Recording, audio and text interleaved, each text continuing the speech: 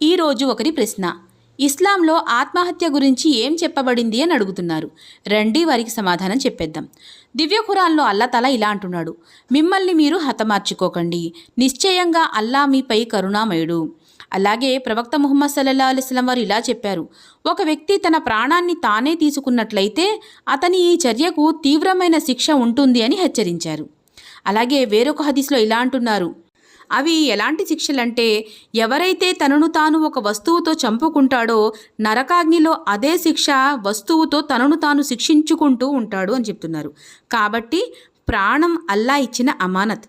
ఎంతటి కష్టమైనా తన ప్రాణాలను తననే తీసుకోవడం అనేది అనుమతించబడదని తీవ్రంగా హెచ్చరిస్తుంది ఇస్లాం. కష్టం అనేది శాశ్వతం కాదు. అల్లాపై నమ్మకముంచి దువా చేయాలి. మనపై నమ్మకమున్న కుటుంబ సభ్యులతో లేదా విశ్వసనీయమైన పెద్దలతో మాట్లాడాలి. మన సమస్య